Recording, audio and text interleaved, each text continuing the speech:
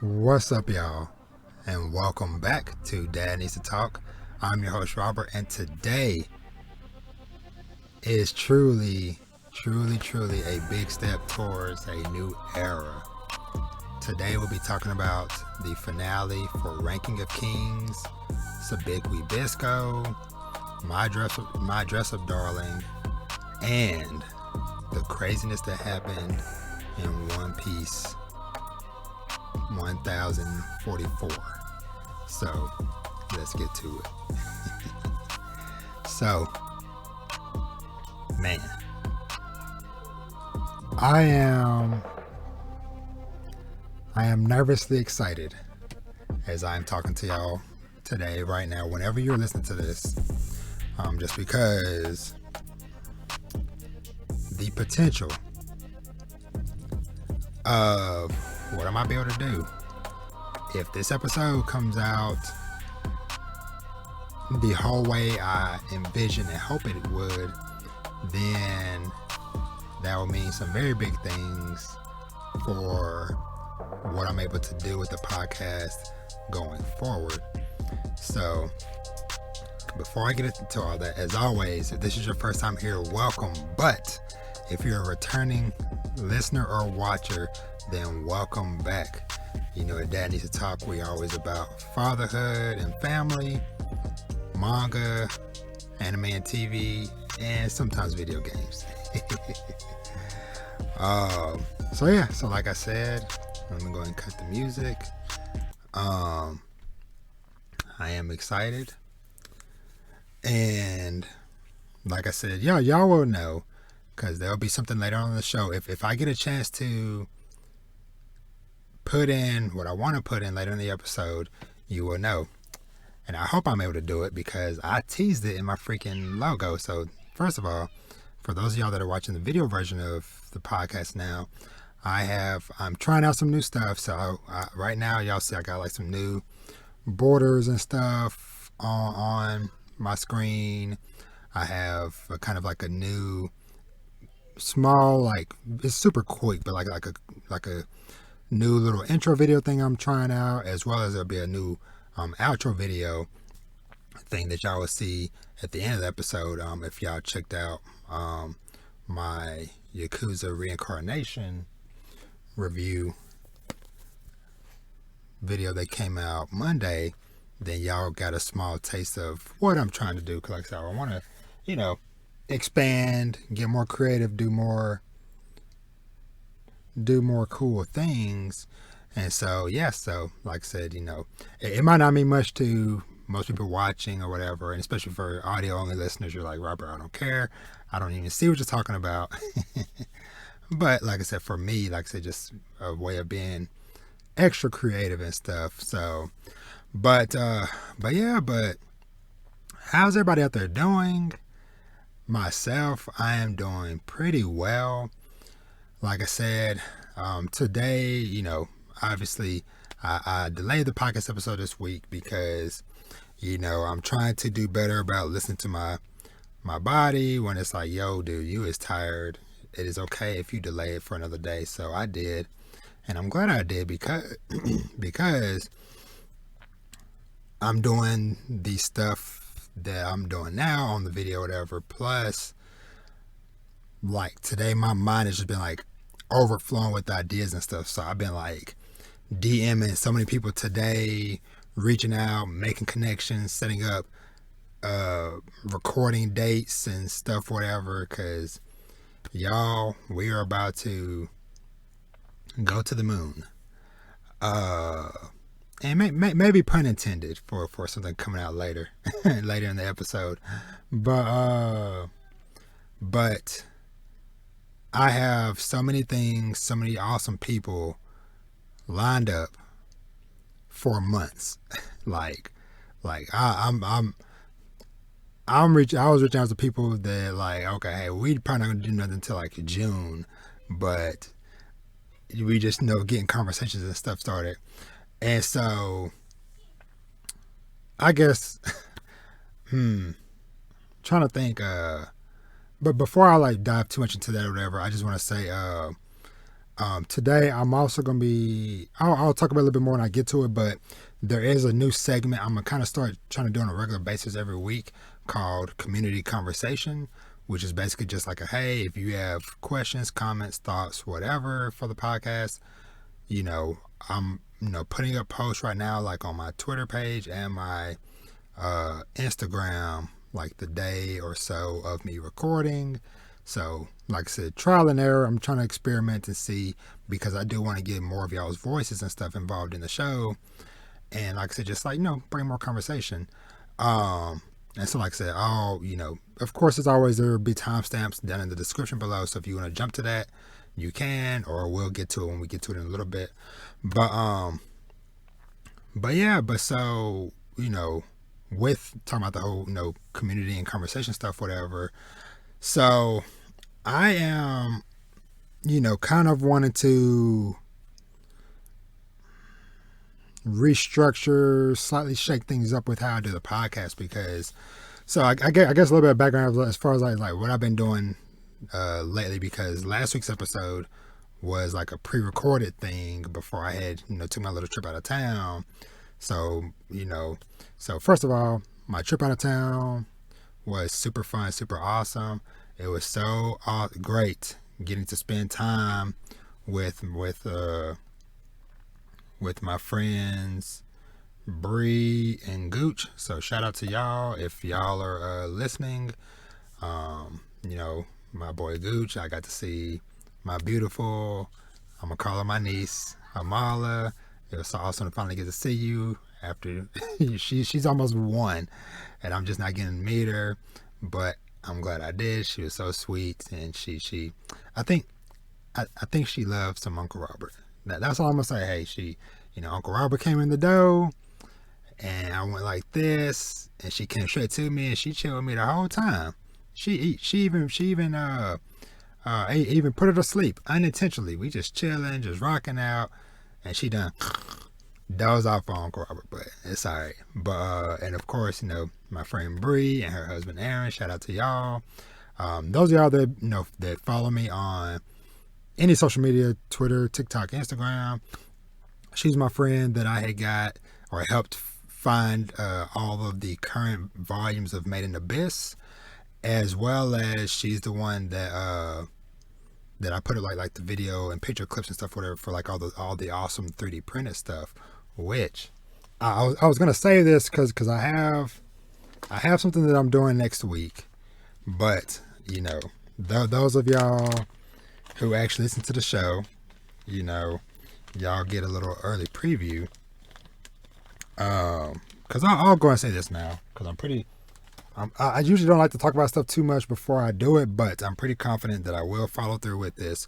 But coming up soon in the next week or so, I will be doing a full Ranking of Kings episode with a guest, a review episode with a guest. I'm not gonna say who the guest is yet, but one of the last little things that my friend that I got my friend Bree to make me before I left. Cause like I said, she has 3D printers at home, and so she just if she can find it, she'll print it or whatever. So we looked up. Those of y'all watching the video, I'm gonna see about one. They're trying to get them painted, but it is. Hopefully y'all can see this pretty good. It is a little Bojji and Kage. And there's a little stand thing for them as well. I just gotta, try to get like some like super glue or something to put them together. But look how adorable little Bojji is and Kage. Oops, I can get turned to the camera right. But yeah, so shout out to Bree for all the awesome 3D printed stuff. She also did a togepi for my wife. Let me see if I can find it. There she go. Look at that cute little togepi.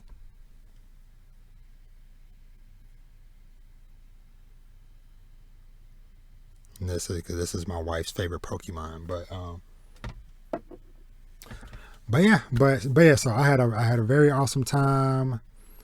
Going to see my friends. When I saw Jujutsu Kaisen Zero for the second time, that was still so dope. Seeing it again, but I watched it in dub this time versus sub my first time.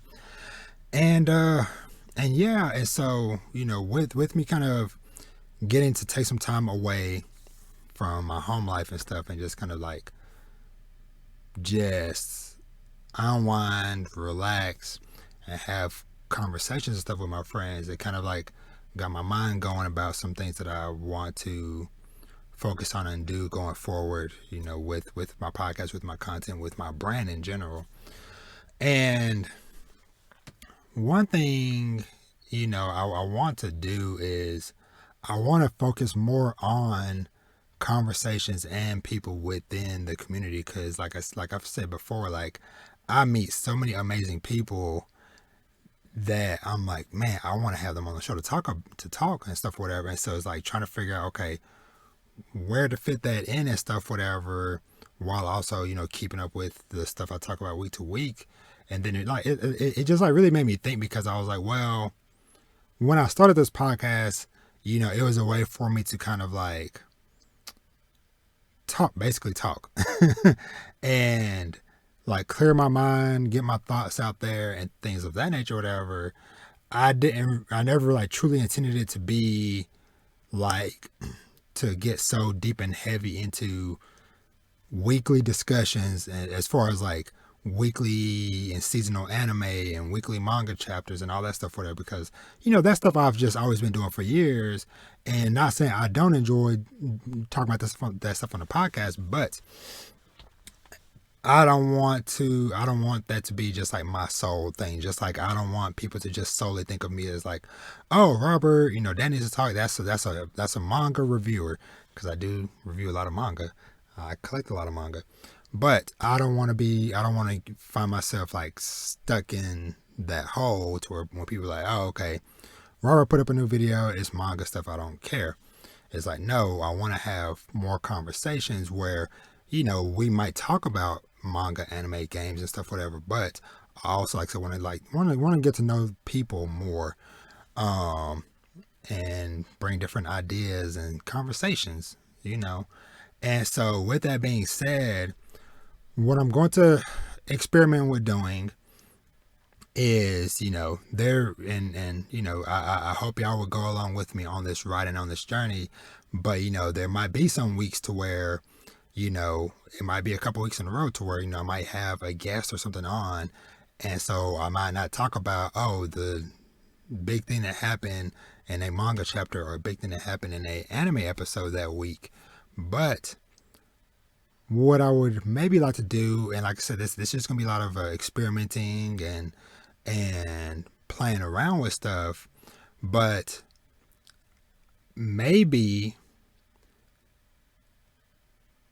if I can get a little bit more involved in like learning like more editing stuff, maybe I can kind of do both to an extent, where it's like, okay, hey, I have the like a podcast episode would be like, let's say, okay, I have a guest on, we're talking about their book or their comic or their podcast, whatever, and then like that's like majority of the episode. But then like at the end, maybe like and this might end up making the podcast a little bit longer, but once again, I have timestamps and stuff, whatever. So if like it's like, what, I just want to hear his thoughts on this particular chapter or this particular anime episode on top of the interview, then you can skip to that. But maybe like at the end, taking like 30 minutes, of like adding in a 30-minute thing of just me after the interview, talking about, okay, hey, these are like the big things that I want to make sure I talk about that are topical for the week.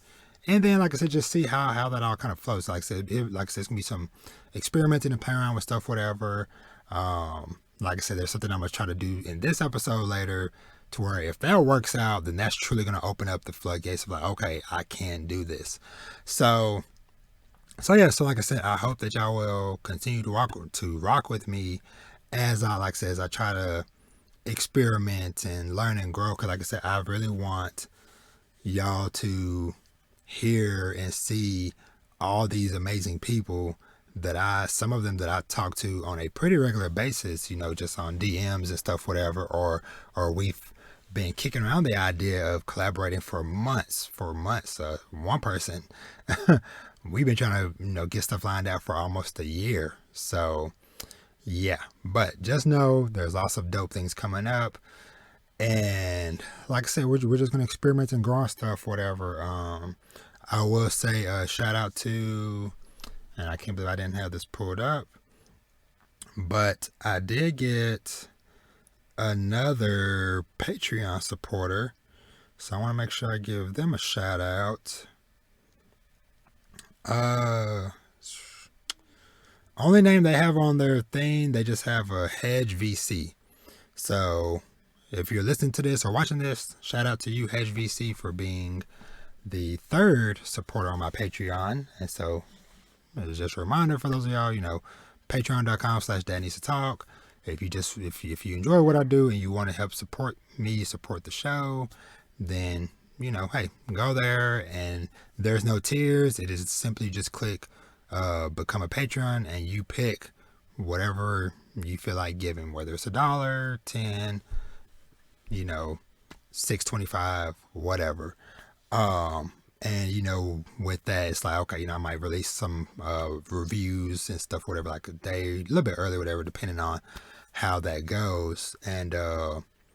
And speaking of reviews and stuff, whatever, so, or as far as like just like a little preview of what's coming this week. So like I said, the Yakuza Reincarnation manga review came out Monday, so that's already up. Go check that out. I'm trying to think. End of last week, I did The Country Without Humans Volume 1, as well as Catch These Hands Volume 1. Yeah.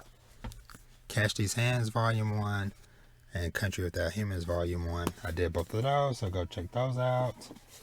And this weekend, well, let me see. Thursday, I'll have my manga haul video coming out for what I picked up for the month of March, and I got some real goodies this month.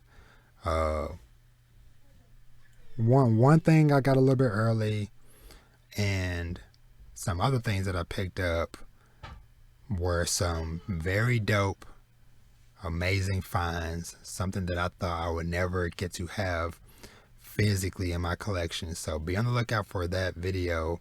Like I said, should be out Thursday, because I think that's the last day of the month. So be on the lookout for that. And then this weekend, I did a Saturday. I have a kind of like a double review discussion coming out for Alice in Borderland.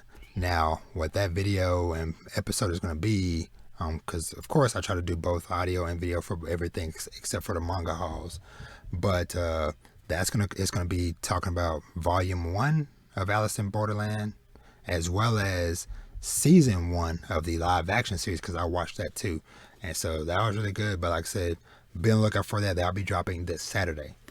And then, like I said, next week I got more stuff planned. So that's all I'm gonna say on that. And last other little thing I just want to touch on is just like I said, like earlier, like me trying to do better about like taking care of myself and stuff like that. So I've started back this weekend, because finally the weather was back somewhat normal. I finally went for a walk at the park again, like I was doing months ago. But the weather been so weird and wonky these last few months that it's like, okay, now the weather was nice, sunshiny and good, so I got a chance to. So that felt really good, and definitely I could tell like my mind and my body missed that. And just like, hey, just going out there for an hour or so, just put in my earbuds, listen to a podcast, and a lot of times the podcasts I listen to out there, so there's kind of like, it's kind of like a slight like business entrepreneur type of podcast I listen to called oh Lord, I can't believe my brain is blanking. The Social Proof podcast. And it was topical because they was talking about how to build a loyal community. So just listen to that type of stuff, whatever. Sometimes, while, like I said, I'm just like walking and talking throughout this park, or walking and listening, as I go through this park for like an hour or so, whatever. It's definitely very therapeutic for me. And so between that and I'm trying to work on, me and my wife both trying to work on like getting more things in life in order, as far as okay, better sleep schedules, eating healthier, making sure we're having like unwind time and all that different stuff, whatever. So like I said, just trying to do a lot of different things. And one of those things I've also been experimenting with as well is like reducing notifications I'm getting on my phone. So I already have stuff like Discord has already been fully muted because I love all the different Discords I'm in, but some of them is like way too active. So I'm like, can't deal with that. Last week I tested out for the first time fully muting Twitter. That's been working out good because it's like, okay, you know what? Unless I actually click on the Twitter app or whatever, I don't get a bunch of constant things, whatever. Now, Instagram, I kind of have that normal because I don't get like a million things on Instagram or whatever. So, so like I said, just trying to do my best to live better and healthier because it's like, okay, if I want to be doing this, for a long time to come, then I have to change habits and do better in certain areas and stuff. So, it's definitely not going to happen overnight or even the next week or whatever, but trying to take every step and chance that I can to, to do what I can to get better at that stuff. So, yeah. So now I'm trying to think. I think that's all I have to really say as far as like life stuff. Because of course, like stuff is still going good. With with the kids. They're kind of like starting to hit like the testing phase of the year. And things of that nature. And my oldest daughter, things are kind of picking up with her track stuff again. As I think we're gonna move her from, because she's been running the 400 and the 800 meter, but I think that she's starting to show like she has more endurance versus just raw speed. So I think we're gonna take her out of the 400 and move her into doing the mile. So she'll do the 800 and the mile. So experimenting with that. My oldest boy still doing his thing in basketball. Vash is still Vash. Andre, my middle son, he started watching Avatar: The Last Airbender, and so that has been super awesome.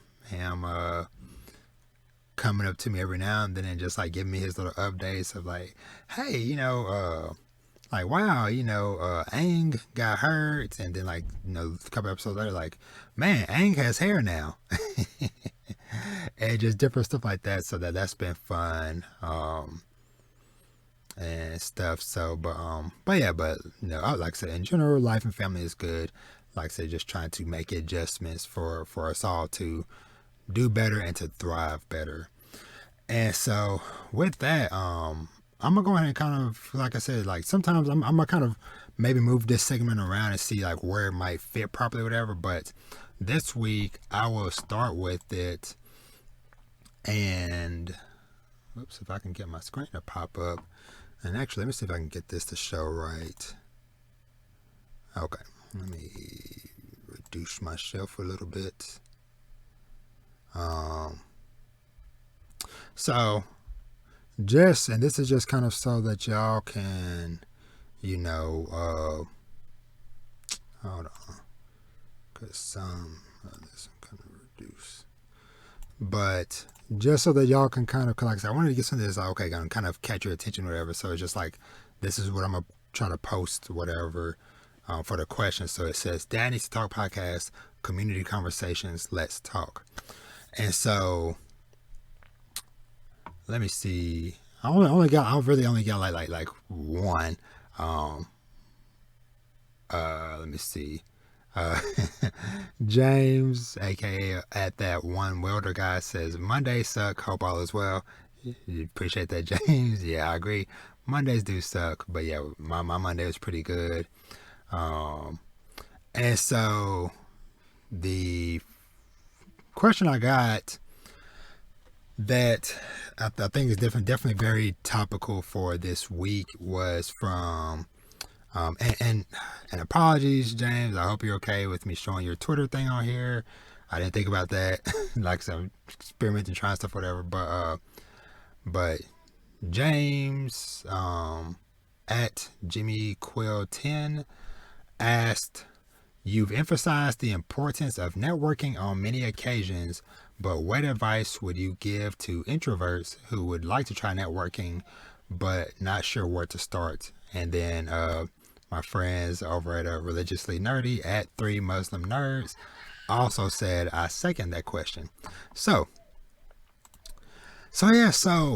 networking and kind of like where to start with that. So, and forgive me if y'all are hearing Vash in the background. He is living his best life as he always does. but so with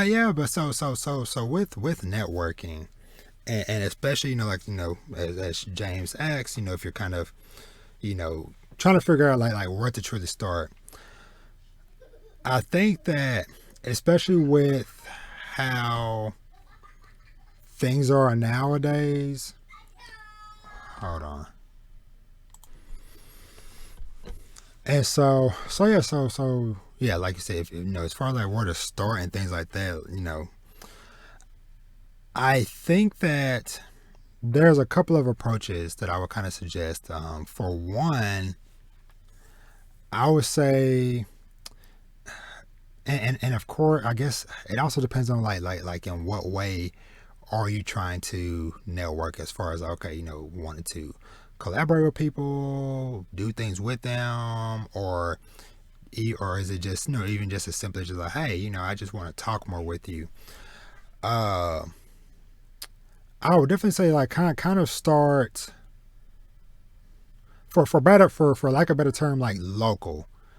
And what I mean by that is in a online sense, what I mean by local in a online sense is reaching out to people that you already kind of follow, and maybe even like example, like I'll use myself for example. We follow each other, and so it's like, okay, you want to talk more with Robert, maybe maybe we collaborate, do some stuff, whatever.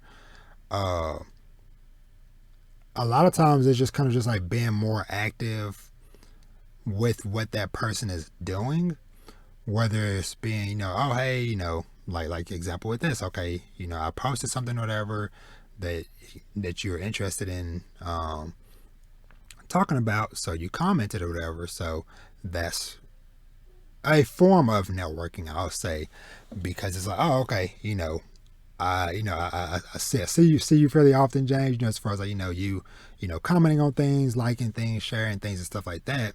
And so it's kind of like, okay, so it's kind of like kind of getting the person used to seeing you in a way, and having conversations and stuff. And so that's one way to kind of go about doing it. And as far as like other things, I would say sometimes it's just kind of even kind of I guess kind of just like expanding on this or whatever. It's just like putting yourself out there, and what I mean by that is just the old saying of just like shooting your shot, because that's kind of how I did a lot of that today. There's some people that like I said, there's some people that we've kind of like loosely thrown around the idea of doing stuff with or whatever. And some people are just like, hey, I know you're also into this thing. I'm wanting to do something related to this thing. Are you interested in collaborating or working together or whatever? And, just sending them a DM or a message or whatever. And, like I said, sometimes it's not 100% clear, like the best way to kind of like approach certain people, because sometimes it's like, okay, is it okay for me to DM them? Because do they even check their DMs, or they getting flooded with DMs? Do they prefer somebody just outright just comment under something, tweet at them, whatever? And so, like I said, like sometimes it's just trial and error with that stuff, because like I said, like every person that you interact with, might have to be handled a little bit differently. But like I said, I feel like just in general, just a simple, just reaching out, like I said, even just a simple thing as far as like, hey, commenting on a post, leaving a like, start small, and same thing applies to y'all over at Religiously Nerdy.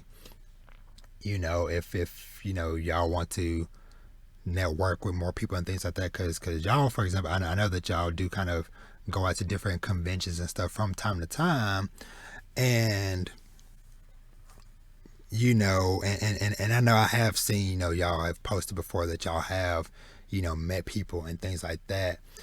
And so, yeah, I'll just say it's definitely not something that easily happens overnight.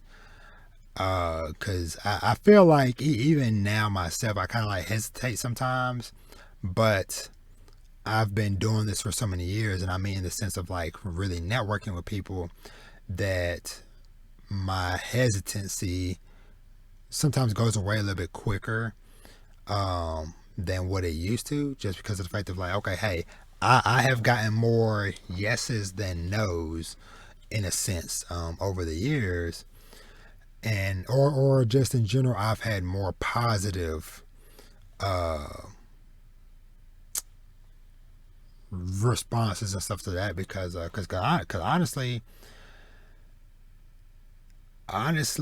the networking stuff, whatever, it is coming to play in so many aspects of my life. Everything from just making genuine friendships to actual getting life-changing job opportunities and things like that over the years of because those of y'all that might remember, I'm pretty sure I talked about this on the podcast before, but I mentioned how years ago I had got a contract job working at Microsoft headquarters here in Dallas, Texas area, or out in Irving.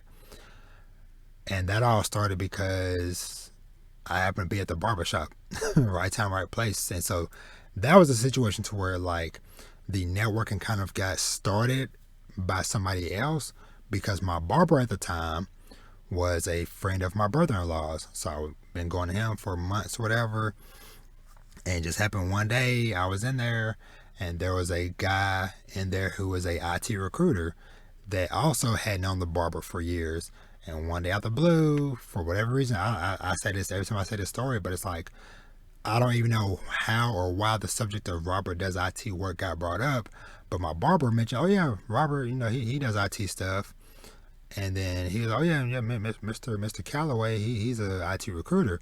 So at the time, we just, met, exchange information, and we didn't talk for months. And then, I ended up in a situation where I got fired from GameStop for something very dumb that was out of my hands. Of somebody robbed my store and took an Xbox One, and they put the blame on me because I had used the closing guy on shift and yada yada yada, and they snatched it out your hand. So, but I called up Mr. Calloway months later, and I was like, hey, I'm in this situation, I need a job. And he's like, all right, I'm gonna see what I can do. And he came back with the opportunity at Microsoft, and boom. And that really kicked things off, and just things like that has continued to happen. I do have a more in-depth conversation planned at some point. It was supposed to happen like one of like my first guest episodes last year. Matter of fact, with my buddy Gooch. Gooch, if you listen to this, we gotta give it to the people, cause me and Gooch's friendship is kind of like, and the things that we have been through over the years, it is the true embodiment of where the power of networking can take you. So I don't know when I'll be able to get the episode together, because like I said, we don't live near each other, whatever. few hours away from each other, but that episode will come, and it will go into way more depth and detail than kind of what I'm thinking about right now. But I hope that in some way I did help give some type of clarity and stuff to that for y'all, both James and Religiously Nerdy. I hope that helped y'all some. If so, let me know, whether y'all tweet at me, comment on a post whenever I post the episode, or even if y'all just feel comfortable just DMing me. Hey, y'all know my DMs are open. I'm always here to talk. But yeah, and hey, talking. If you ever have any more questions and stuff like that, or whatever, like I said, like, hey, y'all can continue to write them into the show, or feel free to DM me if it's like, hey, something that you kind of want to know more in a more timely fashion or whatever. Always feel free to hit me up. Because, I know sometimes it's like, okay, well, hey, I have a follow-up question. Crap, I got to wait a whole nother week. And depending on how my episodes are going or whatever, I might not even get to read community questions on a episode or whatever. So then you waiting 1, 2, 3 weeks for, maybe something I could have maybe answered in a couple of minutes or whatever. So, but I hope, like I said, I hope that gave some bit of help and insight into kind of getting into or taking a step into networking.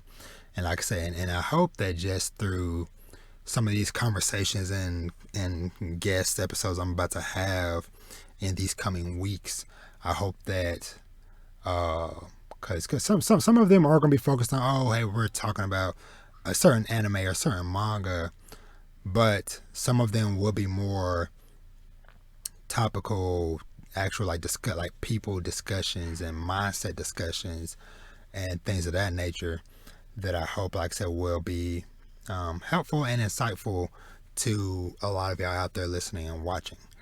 So with that said, like I said, thank y'all for the questions. Like I said, hey, please keep them coming. Yeah, and like I said, I hope that y'all like that. And so yeah, so we're gonna roll right into a couple of quick news things. I don't have nothing super big and crazy, but let me get a sip of my drink.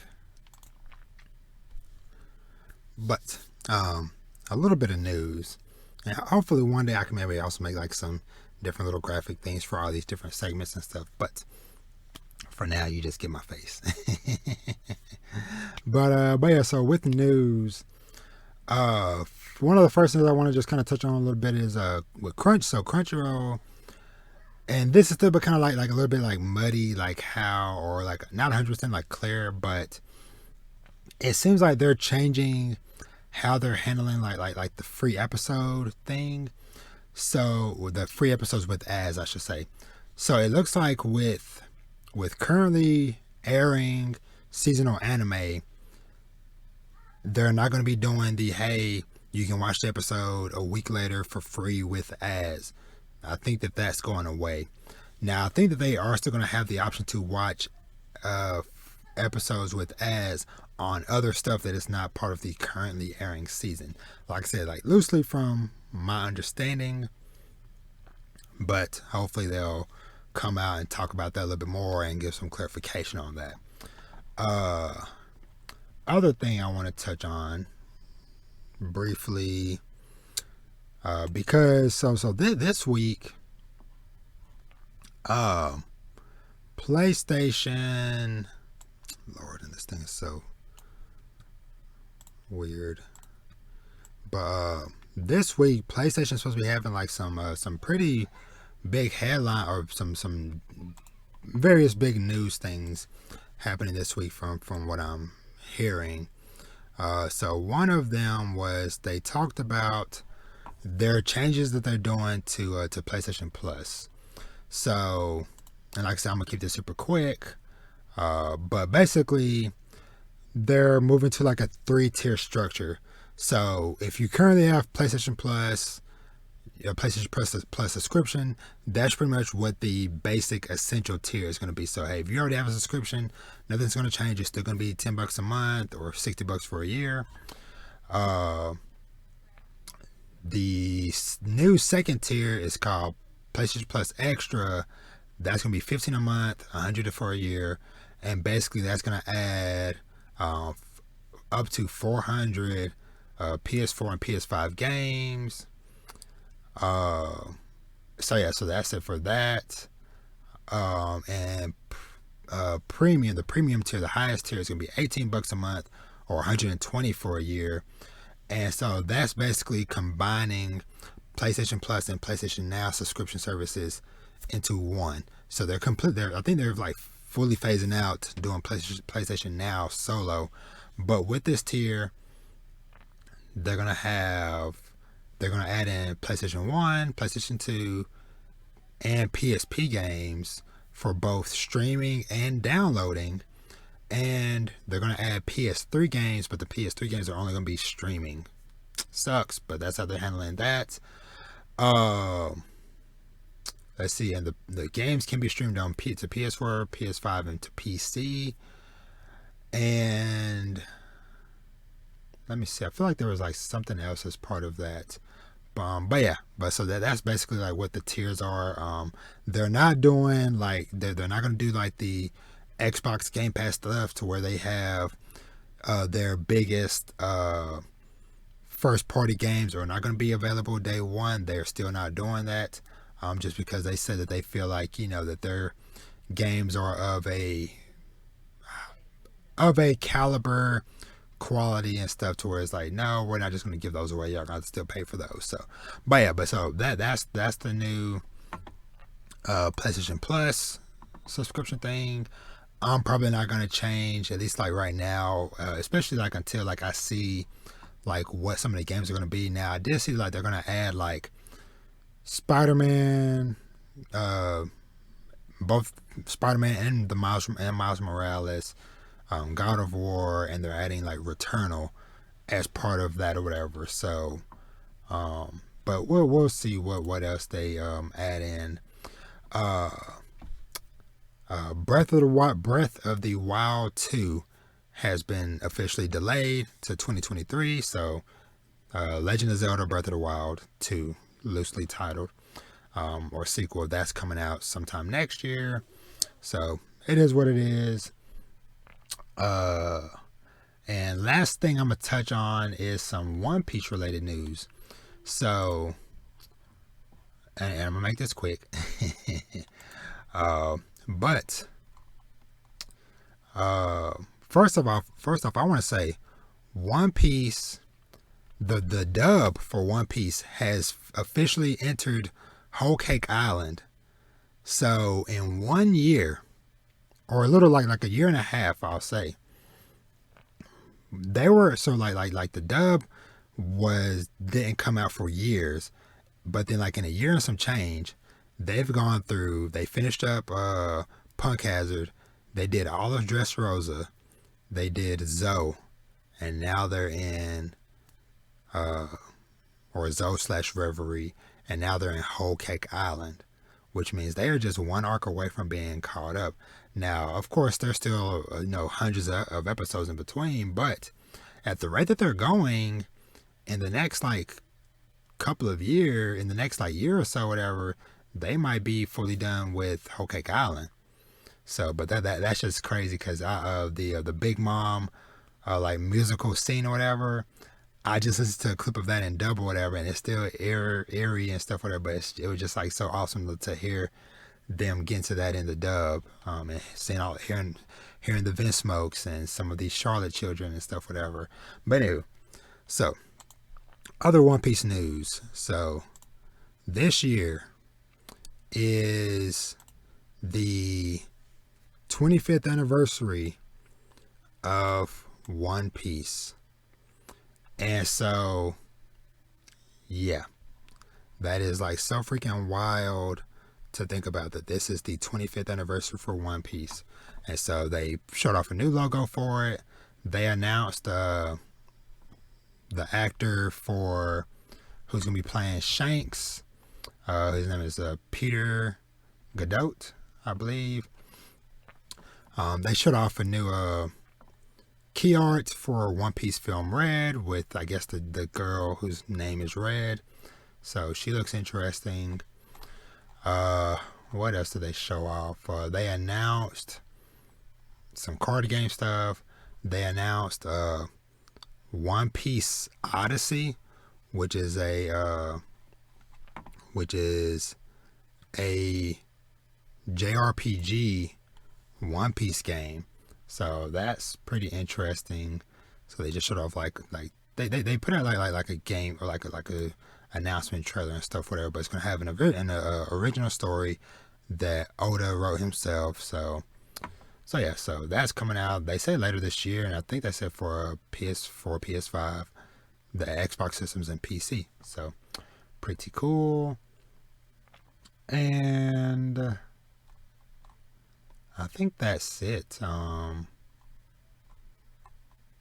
Yeah, I think that was it as far as the big One Piece news.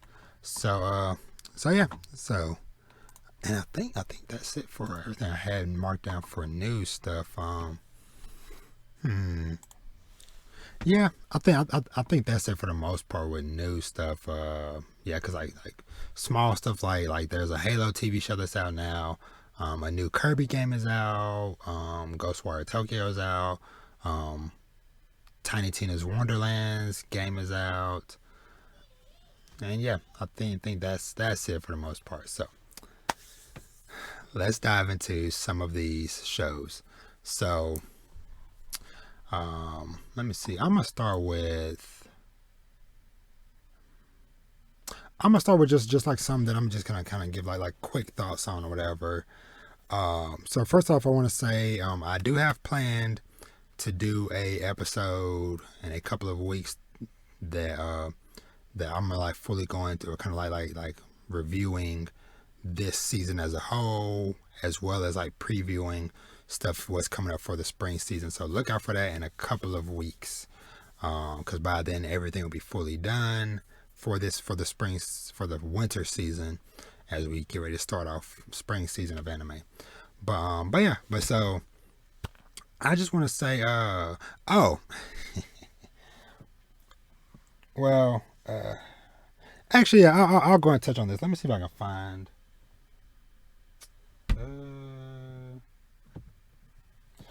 okay. So this is still kind of anime related, but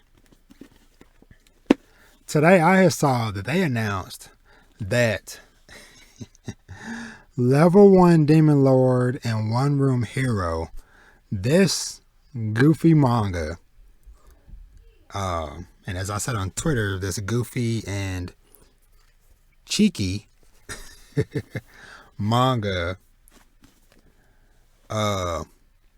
is getting an anime adaptation. And when I saw that news, I was like, okay, sure. Cause honestly, you know, I read the volume 1, it was okay. And I started volume 2, I gotta finish it. But I had no plans to collect any more of the manga, because like I said, it's just not hitting for me. But I was like, you know what, if there's an anime coming, I'll watch the anime, because it's gonna just based off of what I've read, it's gonna be some fun, dumb fun humor. It's gonna be one of those kind of like a guilty pleasure anime. And speaking of guilty pleasure animes, what's it called? It finished up. Strongest Sage with the Weakest Crest finished up. That was one to where it wasn't nothing super spectacular, but it was just solid and good at what it did. And so that was just one of those just like nice chill things that I just tossed on Saturday, watched it, got a little bit of entertainment, and went about my day. So that finished up.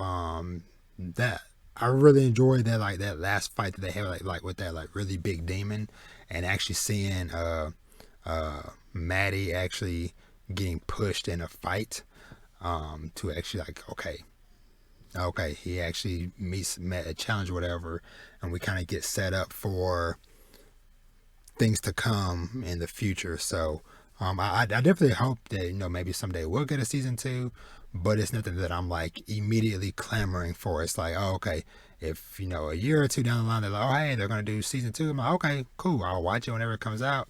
But it's not one where I'm like, oh my god, that ending, I need to know what's happening right now. No, I'm good. Another kind of like a really nice peaceful watch for me this season was My Dress Up Darling, My Dress Up Darling was such a great watch. And I know a lot of people hated that it has the fan service, and totally understandable, and with if that's not your thing.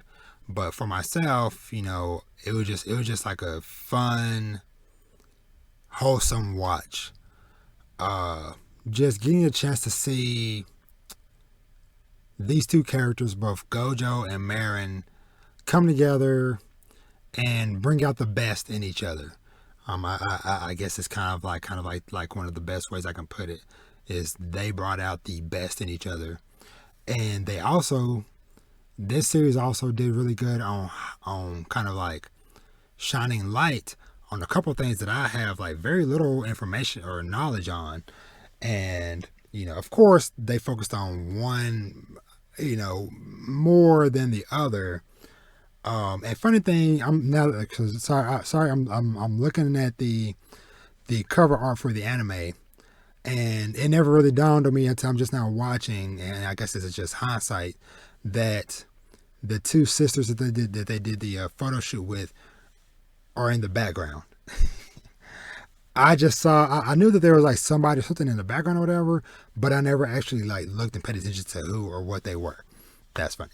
But getting a chance to kind of like see and learn about the Hina doll stuff, because I had no clue or any inkling of information about that or whatever. So that was like really good and insightful to kind of get a chance to see that stuff and see it through Gojo and his grandfather's eyes.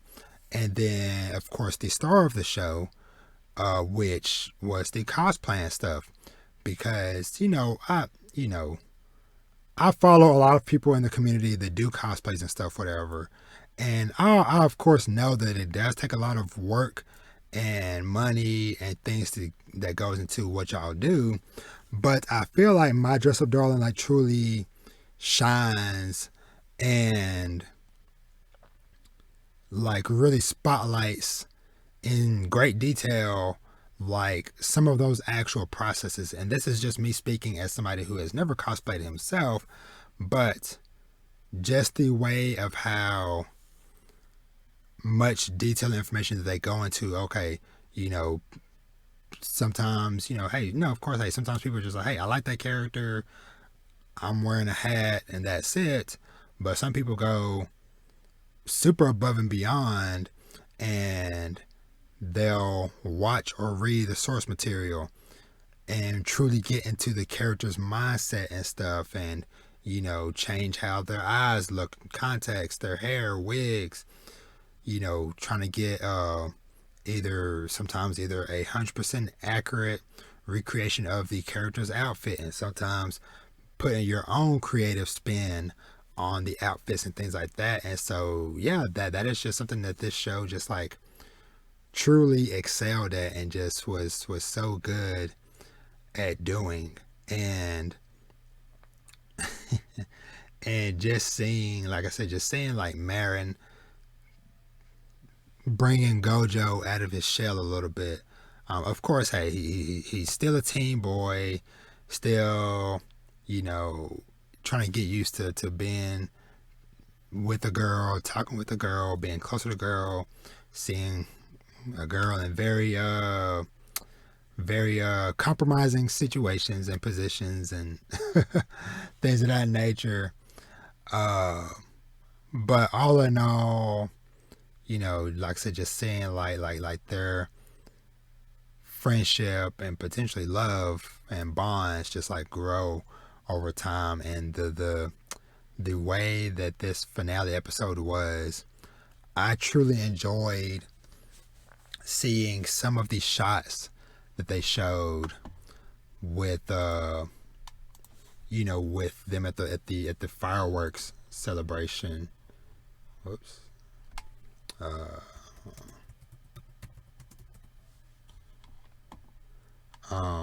At the fireworks celebration and things like that, it was just something that was just like so sweet and so wholesome to see. And this is definitely one that I hope, and I would be fairly confident in saying that more than likely this probably will get another season at some point, hopefully. But yeah, just some of the shots that they showed, like with them looking at each other with the fireworks booming in the background, and things like that, it just looked so good. And I also appreciated like the moments of seeing. Am I freezing? Okay, computer got me worried. Your boy needs to I need to either go ahead and get me a new external drive, or I need to find one that I can repurpose. Because all this recording stuff I'm doing, your boy's starting to run out of room. And like I said, it has me worried. And like I said, especially because I think I just saw this thing maybe freezing up. So I hope, fingers crossed, that nothing else happens. And maybe I need to stop clicking around on stuff and trying to do extra stuff. So apologies if this video is looking choppy or whatever. Yeah. But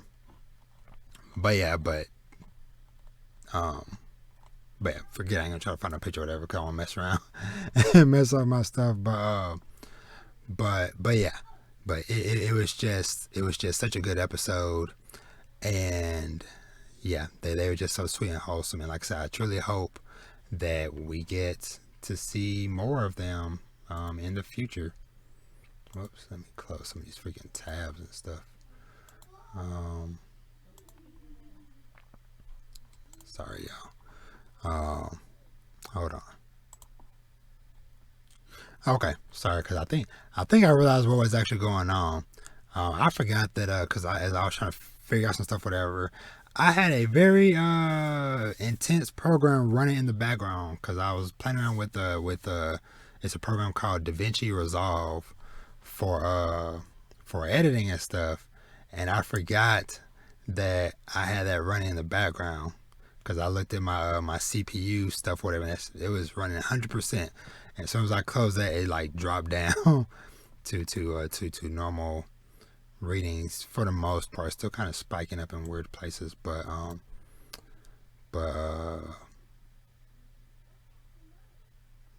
actually, shoot, I got too much. Let me close all of those. But anyway, so yeah, so that is okay. So yeah, so that's My Dress Up Darling. If you did not watch it, go check it out. It was a awesome show. Now, if I can figure out. Okay. So, I don't know which one to freaking start with, y'all.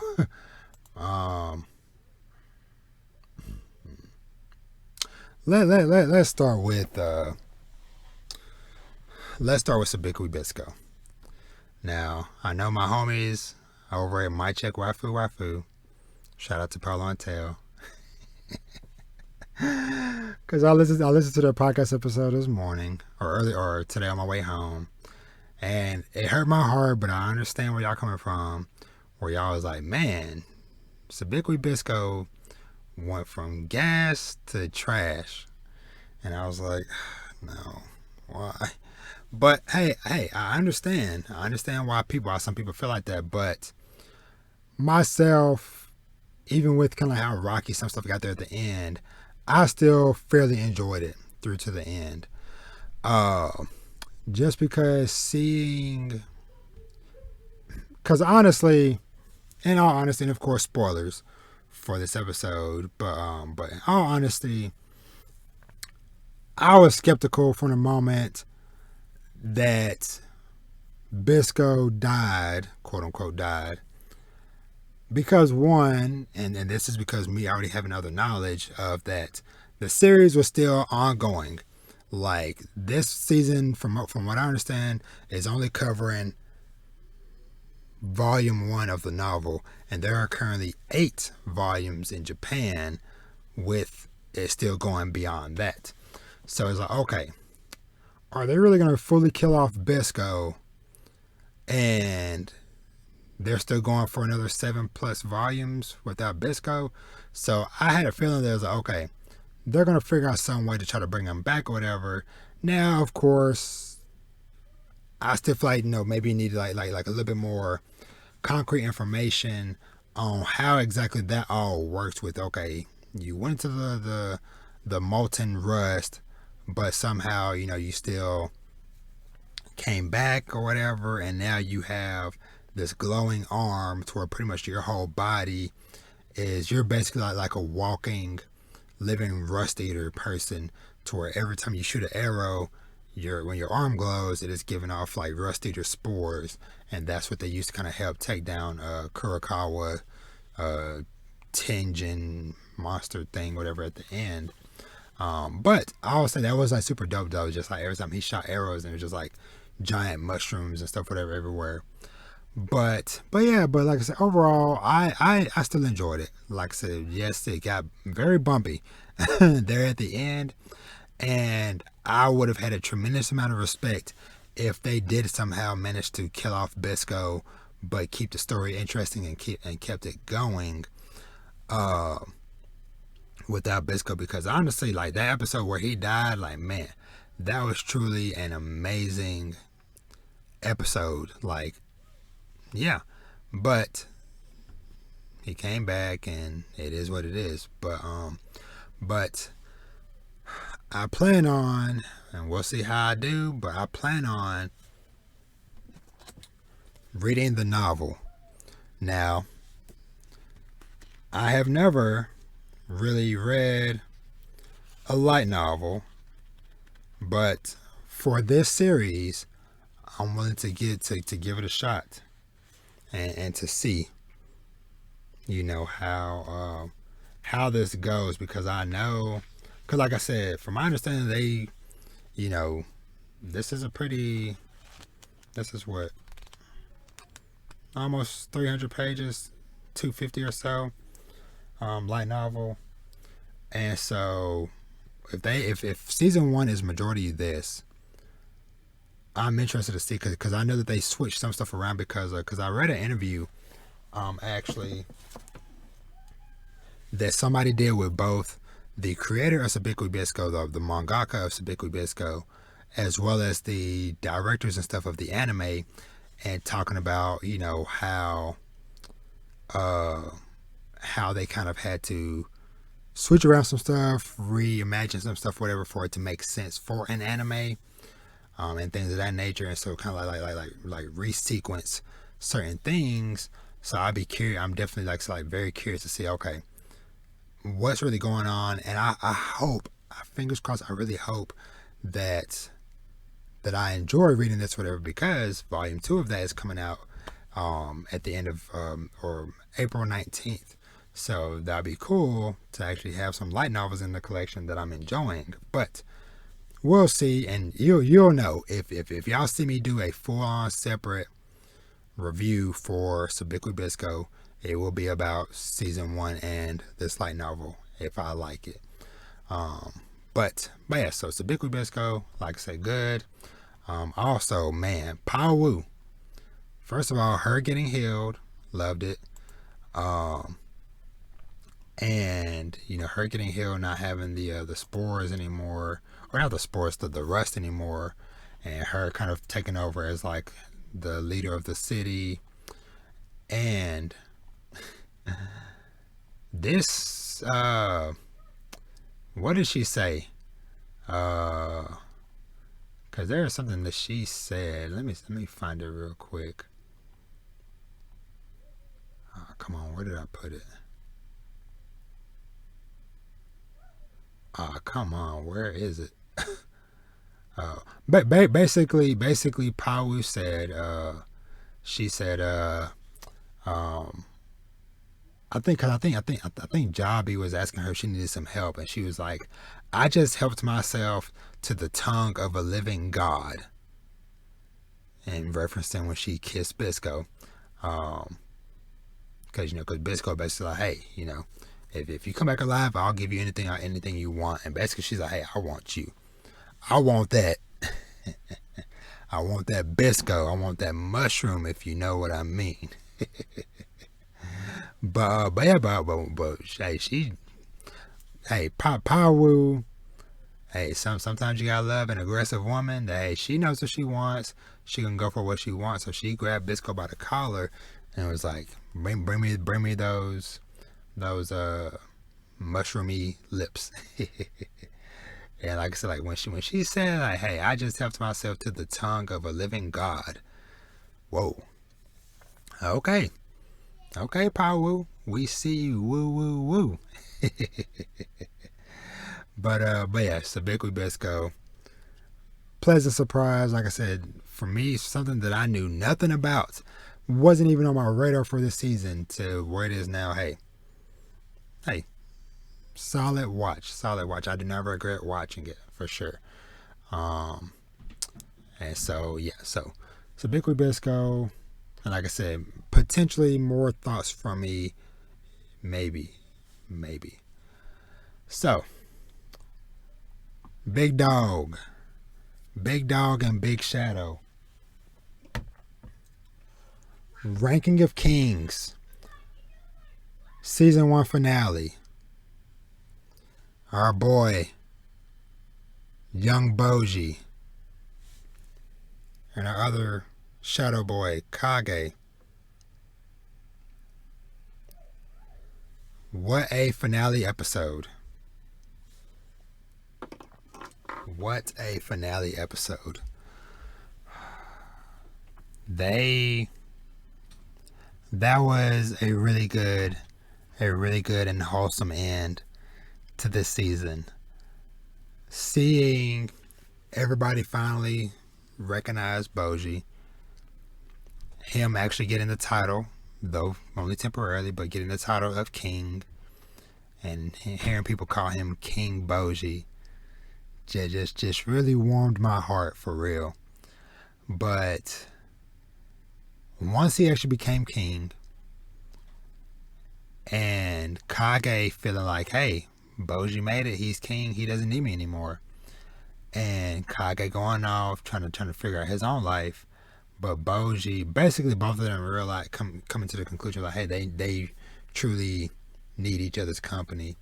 But because Bojji definitely was very sad, because like he's going through all these kingly things. Okay, people coming up giving him gifts, he's signing documents, doing paperwork and stuff.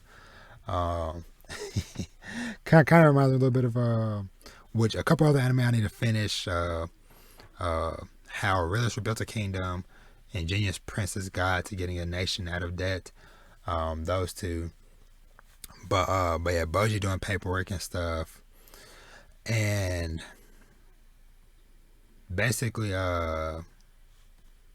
Queen Healing talking to him is basically just saying that, hey, he's not happy, and basically telling him like, hey, go do what you need to do. And so it was all on the flip side. Like I said, while Bojji's doing that, Kage is trying to be an honest shadow man. He built him a little house, trying to find work in town. Like, hey, you hiring? I see you got a hiring sign. Hey, I'm willing to work. And everybody, prejudices and things whatever from the past, they're like, no, get out of here. They destroyed his little house, all that stuff. But thanks to Bebin and his snakes, they found our boy. They reunited our two best boys, and now they're going off on an adventure together. And Bojji said that, hey, he gave the title of king for that kingdom back to his brother King Daida. and Bojji wants to venture off and to forge and to start his own kingdom. So very excited to see those adventures. Now I did get a slight peek as I was out, or not out, digitally out and about searching the web trying to find stuff, whatever, and I saw some stuff from the chapter. I'm not gonna say anything about anything past this season, but just speaking in general, I saw some stuff from the chapter right after where this season supposedly ends. Interesting. And then I saw some stuff from like the most recent released chapters that is like dozens of chapters ahead. Also interesting. Who are you? What's that character? Bojji, what are you doing? Lots of questions, but it piqued my interest. But sadly, because of the fact that so like I said before, season 1 of Ranking of Kings covered what this is considered part 1 of the story. So part 2 of the manga just started a few months ago. So like I said, it is not that far ahead, because the chapters for Ranking of Kings manga, they are so short that this season, for what I understand, covered like it took like 150 chapters of the Ranking of Kings manga to equal up to what was in these 12 episodes. And no, they didn't. It's from what I've seen and heard. No, they did not cut out anything, whatever. It's just that, hey, these chapters are super short.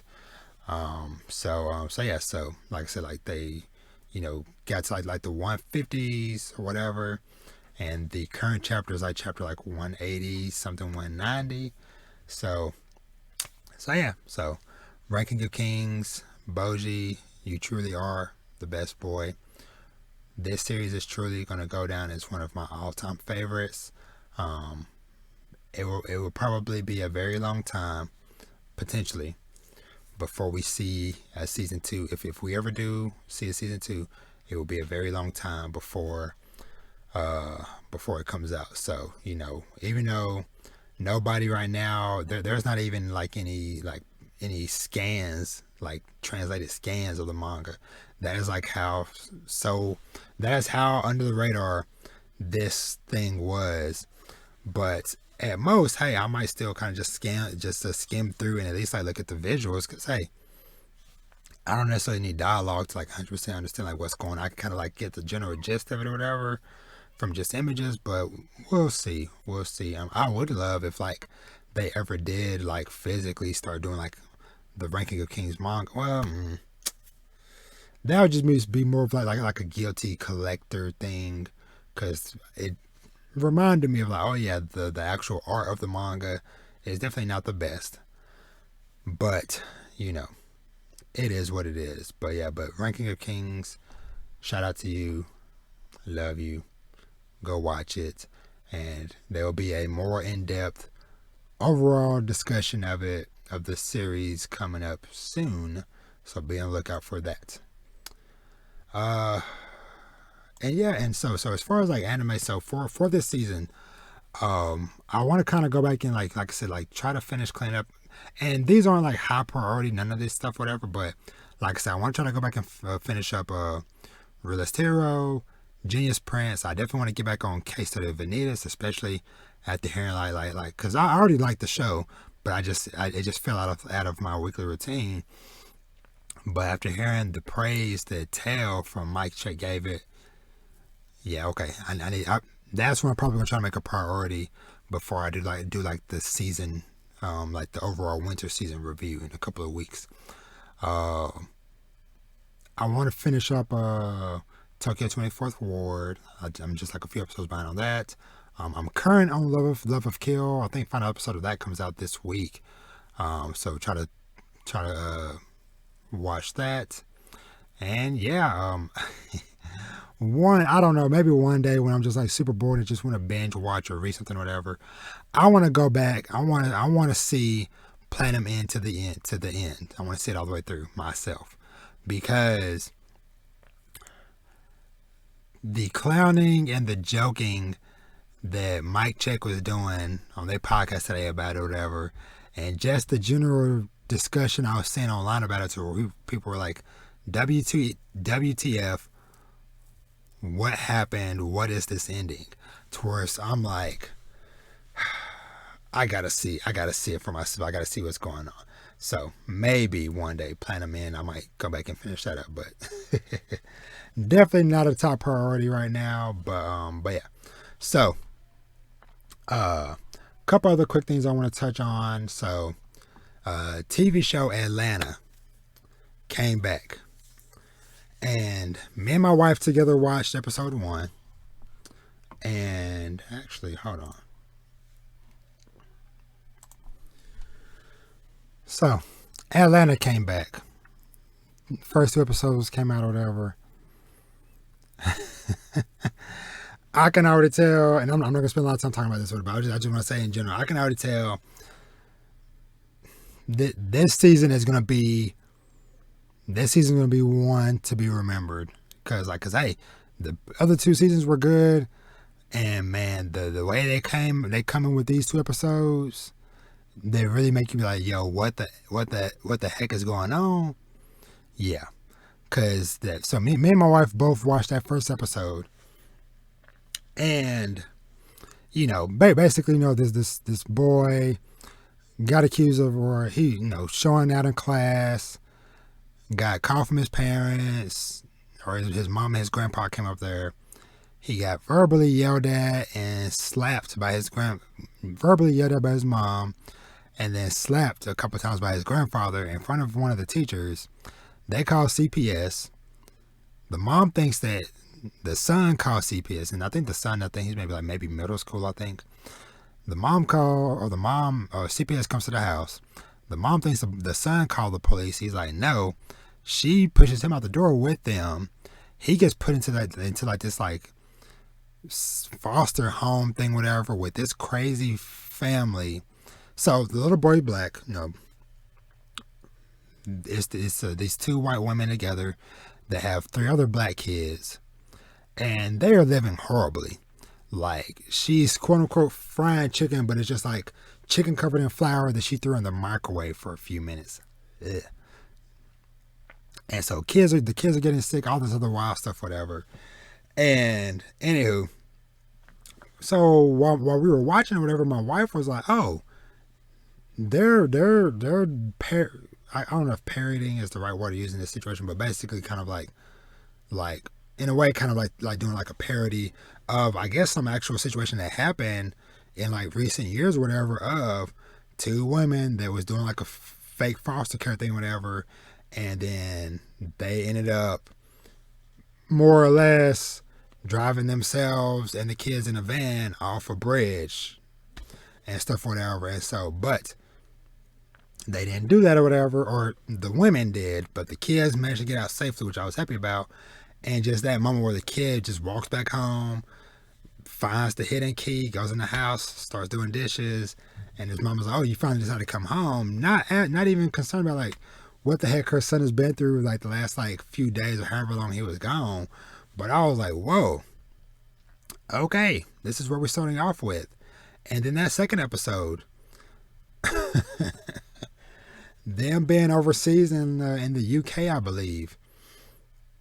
And just seeing like the whole situation with Paperboy being in jail, and Earn trying to rally everybody together and stuff, whatever.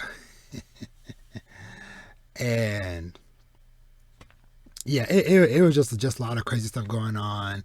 And then the freaking scene with the quote unquote Tupac looking like guy, whatever, when he got taken out. And just like the way that happened, cause this show will have just like seemingly, you know, cathartic moments where it's like, okay, somebody's finding peace and something or whatever. And then it's like, oh, okay, that's happening.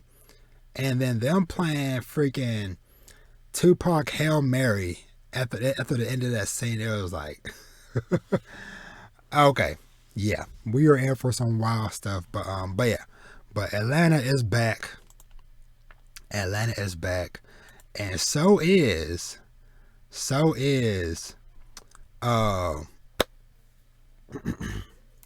what's it called? So is Abbott Elementary. I was so happy to see to watch Abbott Elementary last week. I'll be so happy to watch the new episode in the morning. But yeah, it was just so good to see that. And it's been so great, like getting a chance to like reading a lot of articles that like the New York Times and other places have done about the show, about I believe her name is Quintina, the creator of the show, and all that stuff. So yeah, so good stuff. Go watch Abbott Elementary, like I've been pushing the agenda on. And now, moment of truth. There's something else that I maybe got to watch, and so hopefully we'll see if Future Robert is able to pull this off. You'll see it right now.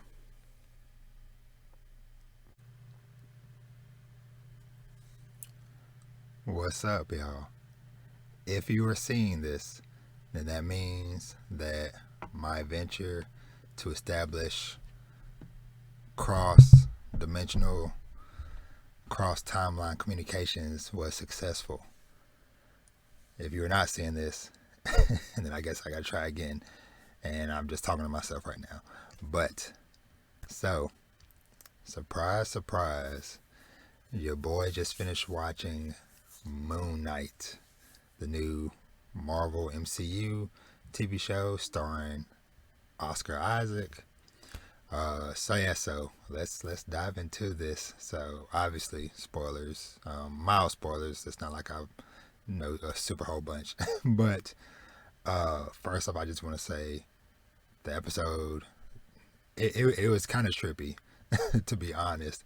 So the episode it had a runtime of 47 minutes, but it was really probably about 40 because it's a lot of they have them long credits, after credits, whatever. There was no after credits scene. I'll go ahead and just say that now. But yeah, so for Moon Knight, this is like my first like introduction to this character because I've talked before on the podcast and stuff that like I'm not necessarily like the biggest like American or just like regular comic book person. So pretty much a lot of these characters like Moon Knight and Ant-Man and Black Panther and stuff like that, I've only known them from Marvel and the MCU. Because like I said, I didn't really grow up reading comic books. I still don't really read comic books nowadays. It's just that like through osmosis, through these different TV shows, through people I follow online, that I kind of get my information and my understanding of these characters. So as far as Moon Knight, it seems like, or I guess it's beyond seeming, but I'm very interested to know like how or why he is how he is with it. Seems like he has maybe like multiple personalities or something like that. To where he has these moments to where he kind of blacks out and either he's in a different location or he's done different stuff. Time has lapsed immensely and he has no clue as to why. And so, he's hearing these voices. So I guess like the normal guy is named Steven. And then there's another voice, I think, named, is it Mark? And then I think there's a third one. So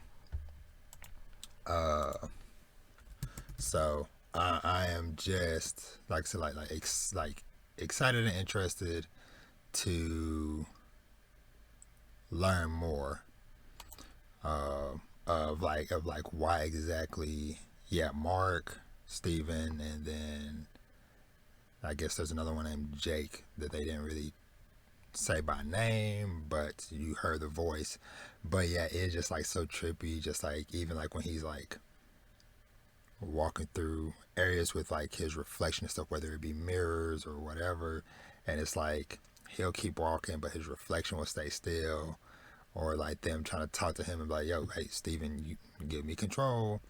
And so it was just like really funny and trippy though. Like I said, just like hearing the voices being like, "Oh God, the dummy's back in charge," and yada yada yada. But yeah, it was a lot of stuff going on in this first episode. Steven, he works at a museum, and for some reason he wakes up at one point throughout the episode in some whole other part of the country, maybe a different country, I don't know, uh, with this like golden scarab thing being chased down by a bunch of guys. There's like this like cult thing going on in the city with all these people that follow. I guess Ethan Hawke's character, Arthur Harrow, is going to be kind of like the one of like the main antagonists of the show. And I'm just curious to know like more about like these people with these like scale tattoos and stuff, whatever, and his ability to kind of like judge people and stuff. I don't know.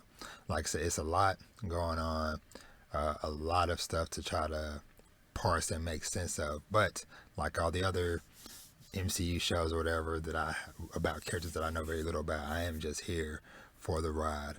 But I feel like this first episode is definitely a good snippet, good taste of like, okay, hey, this is what to expect from this series.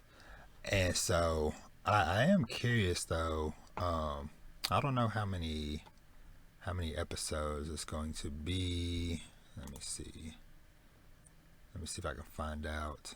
It looks like it's going to be 6 episodes. Yeah, it's gonna be 6 episodes. So the last episode is gonna come out May 4th, which let me see, which that actually makes sense and lines up because yep. That's usually how they do, or how they've been trying to do with these shows, to where they kind of like bridge the gap between the times of the movies or whatever, literally physical time of the movie, because the last episode of Moon Knight comes out May 4th, and Doctor Strange and the Multiverse of Mayhem is May 6th. So yeah, so pretty much we might have another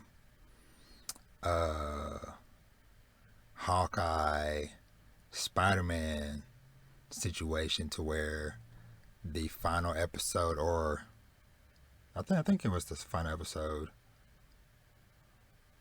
I think it timed out to be like close to the final episode of Hawkeye came out that Wednesday, and it had Kingpin in it, and then a couple days later, if you saw Spider-Man No Way Home movie, then freaking Daredevil showed up in there.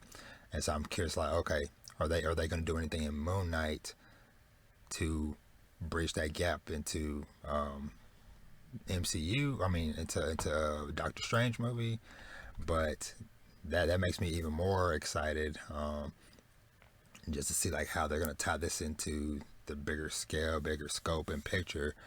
But like I said, Moon Knight is definitely very interesting. And I'll say like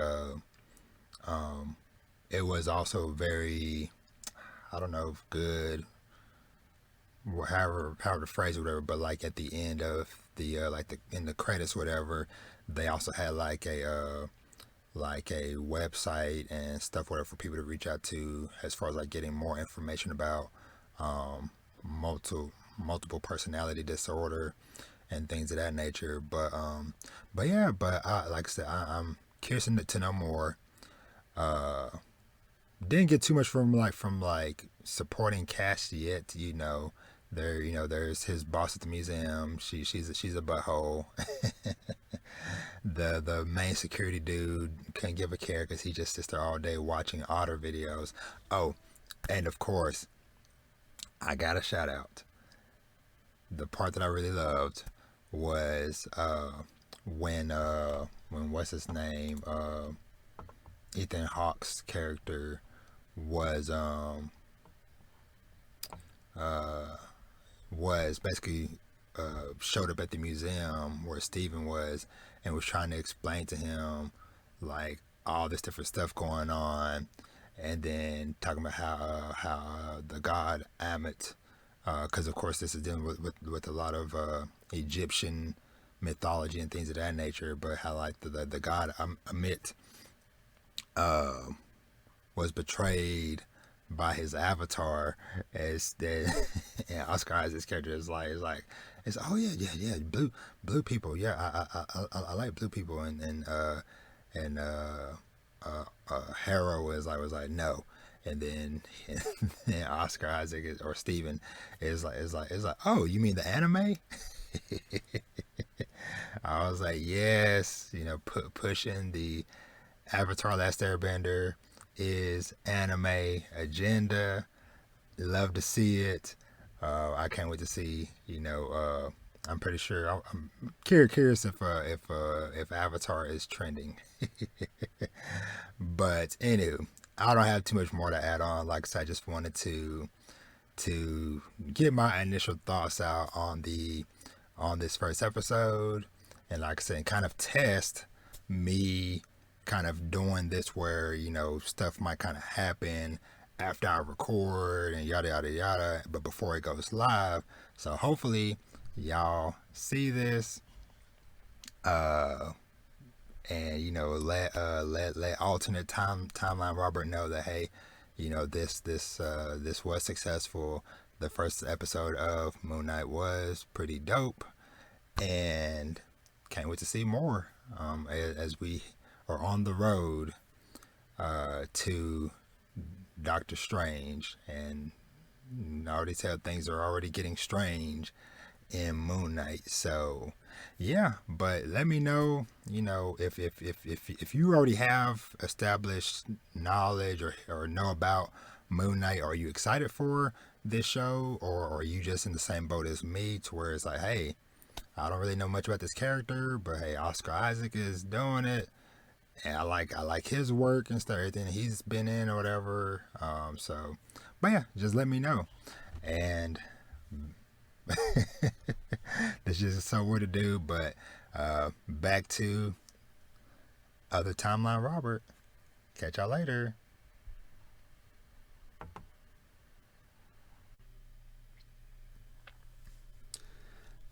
All right, we back.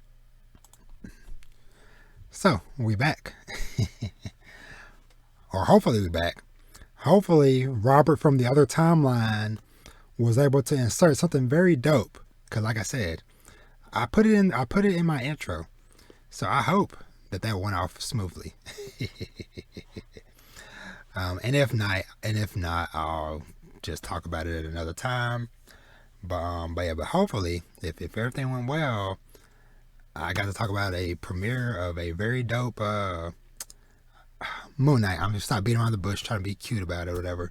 If things went right, y'all just saw my thoughts on episode 1 of Moon Knight. So hopefully I enjoyed it, because I'm hyped right now and I haven't seen it yet. But hopefully Robert from the other timeline has watched it, enjoyed it, and is raving and ranting about it. So, but yeah, so let's go ahead and finish up this episode, and with another banger to round things out. But just to kind of tease more of my manga haul of stuff I picked up today or whatever, because this one of these was something that I for sure wanted to get in this manga haul, because going forward, because I have so much stuff that it's like, okay, I'm chilling out.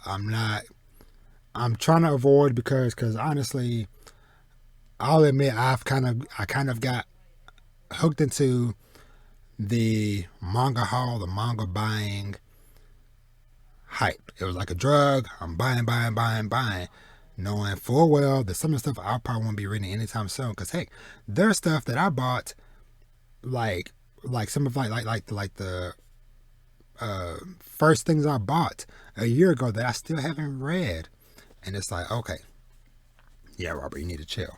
But this one, you know what? I'll talk about this one, because this will be perfect. So, and actually, let me see if I can pull this. Actually, no, I ain't gonna worry about it.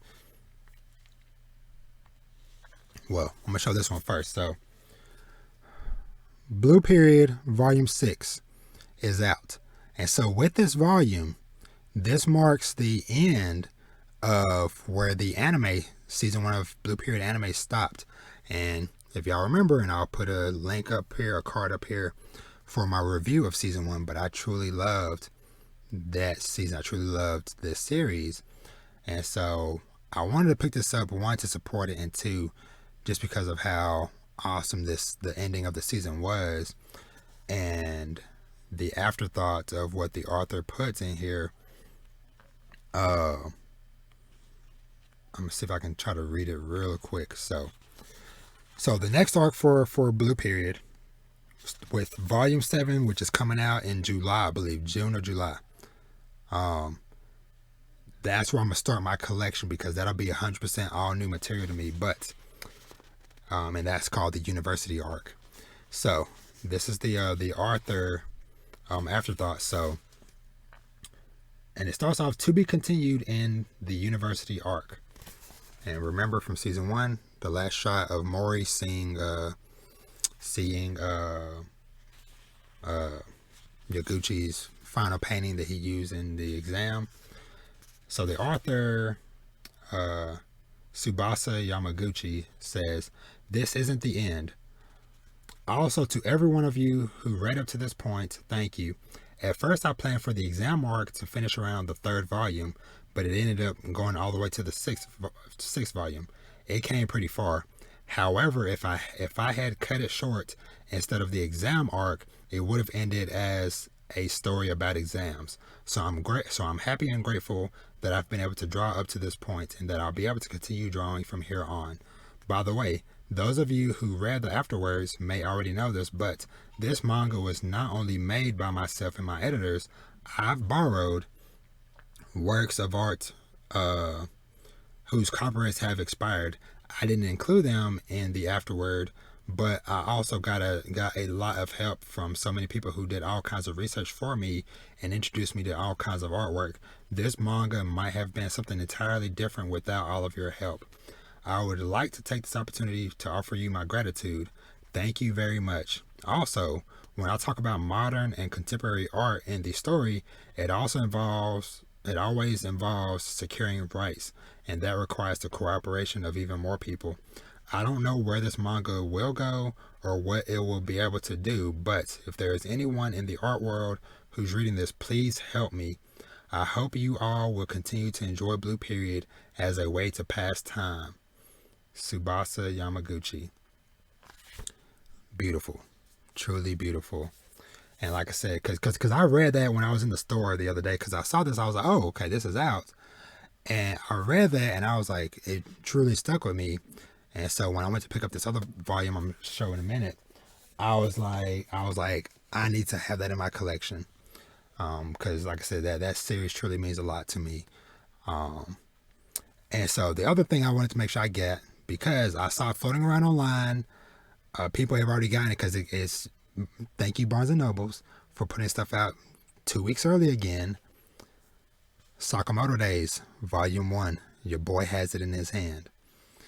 This isn't supposed to be coming out until April 5th, so it's out already. Like I said, some people had it like end of last week, so that's why I was on the lookout for it, and I found a store that had it. So, but that's a perfect segue into talking about the most recent chapter of Sakamoto Days, and this is gonna be like super brief. Like I said, I kind of want to get things wrapped up, but I hope y'all are still here and enjoying this episode. But yeah, so Sakamoto Days, chapter 64. So this chapter, which first of all had such a freaking dope color spread. Man, y'all look at that. Look at that. That is so freaking amazing. But yeah, so the main thing I kind of want to touch on just with this chapter or whatever was we got to see a hint at the potential for the kind of like the new recruit girl, Akira, or the girl who's trying to get into the school or whatever, Akira, because she kind of has a moment where she kind of just like snaps and just like lets loose, and almost like kills a dude. And so Sakamoto stops her, and he recognizes the technique that she uses, and Sakamoto's like, yo, you know, where, you know, what is your family name and where did you learn that? And cause let me see, cause he said where did he say? Yeah, if you gaze intently at your target, sometimes you can see the pathway to kill them, right? And then she, she says her last name is a cow, Akao, Akira, a cow. And then there's a flashback to one of the guys, I can't remember his name, but basically one of the guys asking Sakamoto was like back in the day, I only remember like a few people from your class, and the only names I remember hearing were Sakamoto, Nagumo, which is one of the other main dudes that we've seen before, and then a cow, who seems to be Akira's mother from the looks of it. So this is gonna be very interesting to see where things go from here. Cause if Sakamoto and the potential that this girl might have, if her mother is same caliber level as Sakamoto, especially like back in his like prime days, yeah, she gonna be a force to reckon with, and I can't wait to hopefully have her join the cast full time, or fully become part of the Sakamoto crew. But that's Sakamoto. Now, big one that I have to talk about to finish off today's episode. One Piece, manga chapter 1044. Wow. And yeah, my computer is freezing up. I really hope that nothing crashes and dies on me. So let's try to get this bad boy wrapped up. So, long and short of this chapter, I'm gonna get the short out the way. We saw Hiyori have a moment with Orochi, yada yada yada.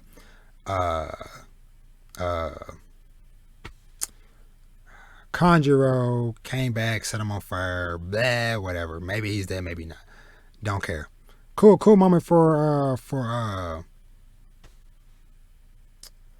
I literally just said her name. That's how little Hiyori. That was like a very awesome like panel of her facial expression, whatever. But we're not here to talk about that. We're here to talk about the Warrior of Liberation, Luffy, Gear 5, Sun God Nika, or as some people in the community calling Luffy that Nika. But anywho, so we start out, or we kind of basically get the Goro say, the five elders talking about, they lost the agent, made Kato angrier. Was this all worth it? And then they talked about how, for 800 years they have been trying to get the gum fruit, but for 800 years it continues to elude the world government. It is like it has a mind of its own, and it is purposely trying to stay away from the world government.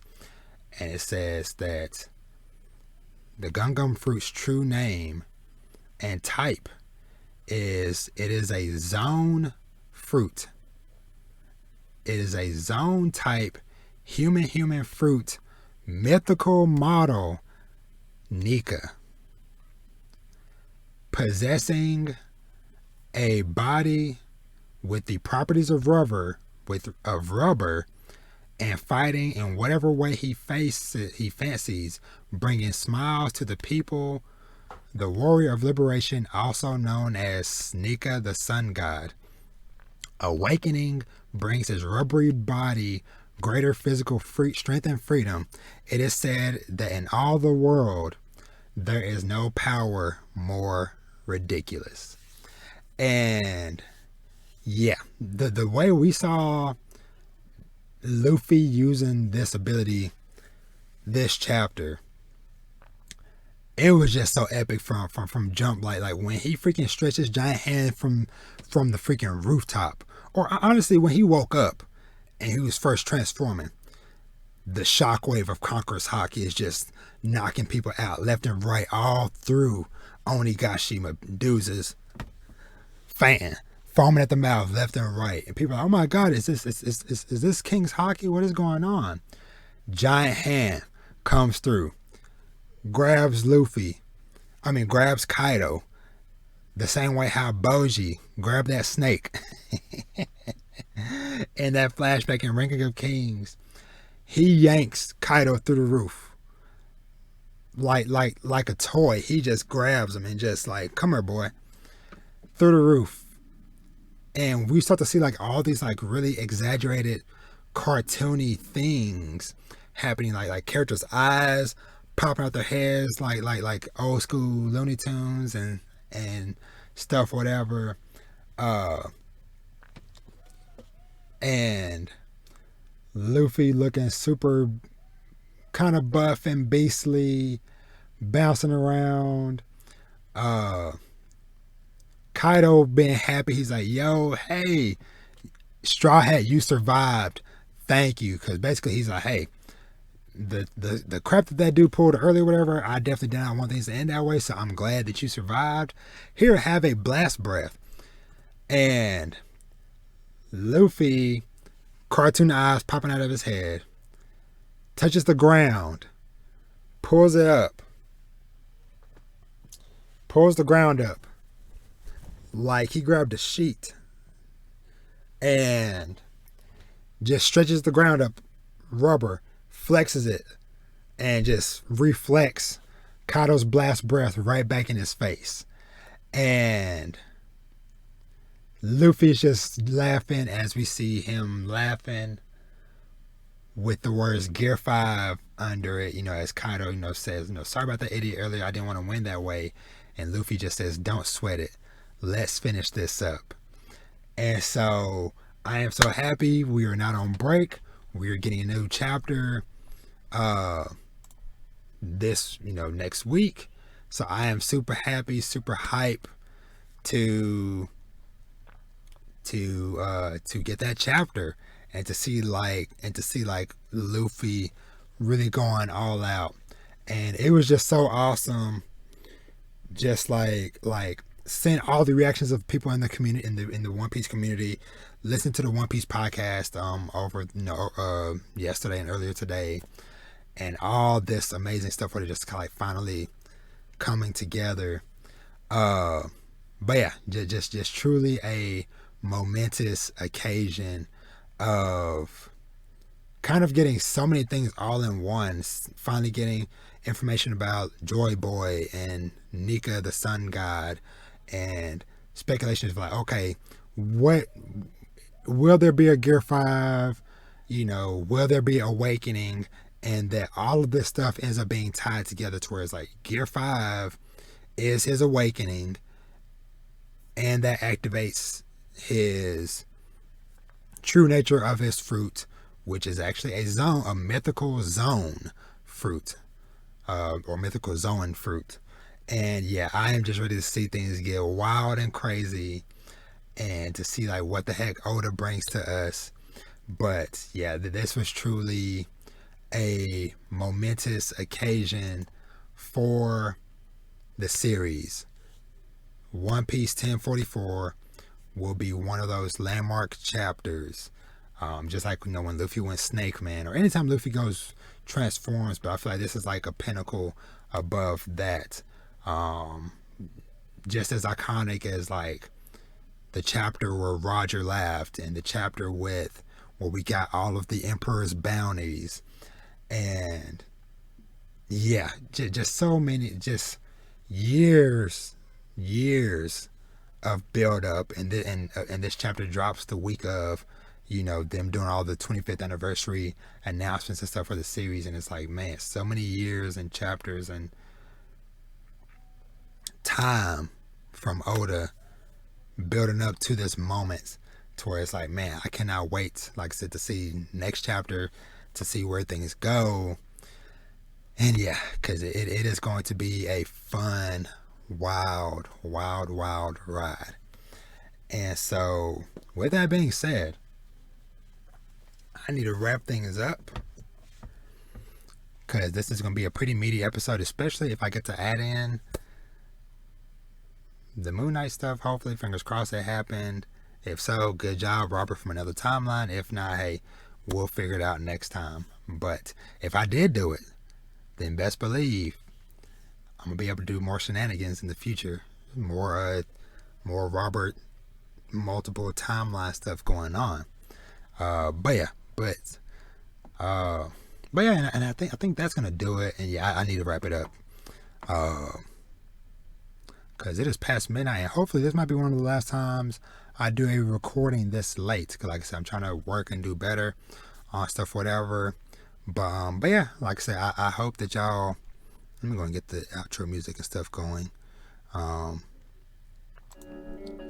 But yeah, but I truly hope that y'all enjoy this episode. Like I said, I am trying new stuff. Those of y'all that are watching the video version, I hope y'all liked some of like the new visual stuff I'm doing with the podcast. I hope that y'all like the community conversation segment, and maybe I might build that out into even a bigger thing. But for now, we'll do it as that. So thank you, once again to James for asking that question. And yeah, so as always, you can follow me everywhere at Dad Needs to Talk. Twitter, Instagram, TikTok. And make sure you subscribe to the YouTube channel. Make sure you're following the podcast on whatever streaming service you prefer. Should be on all of them.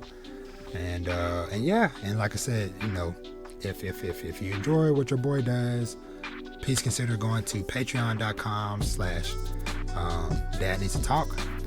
Toss your boy, whatever you might see fit. And yeah, with that, this is another step into the next era of Dad Needs to Talk. Because like I said, I have a lot of very dope things lined up for y'all, and I hope that y'all are ready to go on this ride with me, because it's going to be a fun one. Y'all are going to get introduced to and meet some very amazing people that are in this community, and hear some very amazing conversations. But yeah, here's to the next phase. Here's to a new era of Dad Needs to Talk. And with that, just know, I love y'all, and make sure to treat yourself to something nice. Read some manga, watch some anime, play some video games, and as always, live your best life. And with that, your boy is out. Y'all be easy. Peace.